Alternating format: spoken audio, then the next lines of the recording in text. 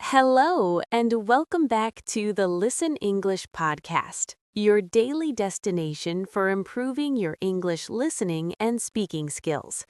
If you are new here, we publish a brand new video for learners every single day, so hit that subscribe button so you never miss a practice session. Today, we have a special treat. We are transporting you to a rainy afternoon in Paris. We have an original story about Ilara, a 24-year-old university student navigating life with her friends and dealing with an unexpected arrival from her past. But we aren't just going to listen to this story, we're going to use it to transform your speaking using the shadowing technique. If you've never done this before, don't worry, it's very simple but highly effective for improving your pronunciation and intonation. Here is how it works today. I am going to read the story one sentence at a time. After every sentence, there will be a quiet pause. That pause is for you. During that pause, I want you to repeat exactly what you just heard me say. Don't just read the words monotony, try to become an actor. Mimic my rhythm, match my speed, and copy the emotion in my voice. If I sound happy, you sound happy. If I pause, you pause. The rain in Paris didn't fall straight down. It danced. At least that is what Alara thought as she looked out the foggy window of Lake Café au Lac. She was 24 years old, a master's student at the Sorbonne, and currently burying herself under a mountain of literature notes. Her coffee had gone cold 20 minutes ago. "You are overthinking it, Alara," a voice said. Alara looked up to see Sophie shaking a wet umbrella.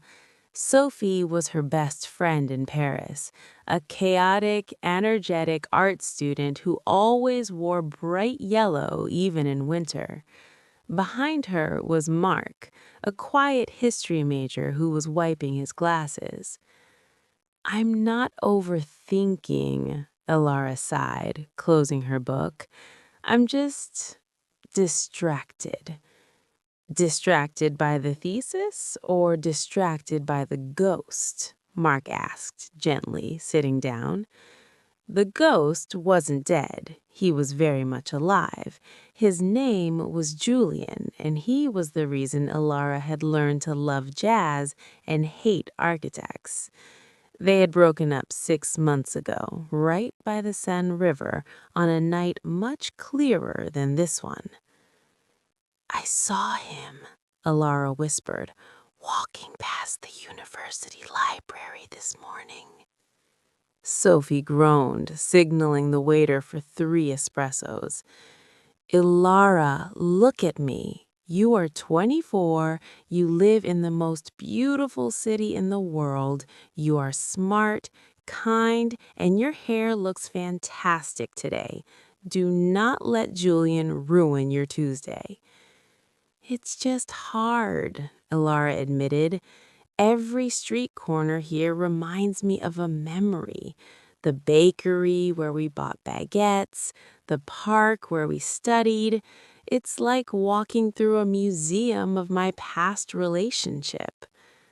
Just then, the cafe door chimed. Ilara froze. Walking in, shaking the rain off a familiar gray coat, was Julian. He looked exactly the same, tired eyes, messy hair, holding a sketchbook. He scanned the room looking for a table. Ilara's heart hammered against her ribs. She looked at the table. She could hide behind her menu. She could run to the bathroom.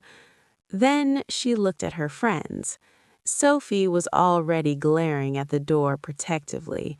Mark offered Alara a warm, steady smile. Julian's eyes swept across the room. He saw them. He saw Alara. He paused, perhaps waiting for a wave or a smile. Alara took a deep breath. She didn't look away, but she didn't wave either. She simply gave a polite, small nod, acknowledging him, but not inviting him. Then she turned her back to the door and looked at Sophie. "So," Ilara said, her voice stronger now, "tell me about your art project, Sophie." Mark grinned.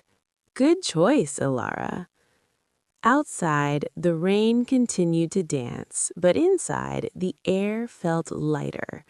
Ilara realized that while Paris held her past, it also held her future. And looking at her friends, she liked the future much better.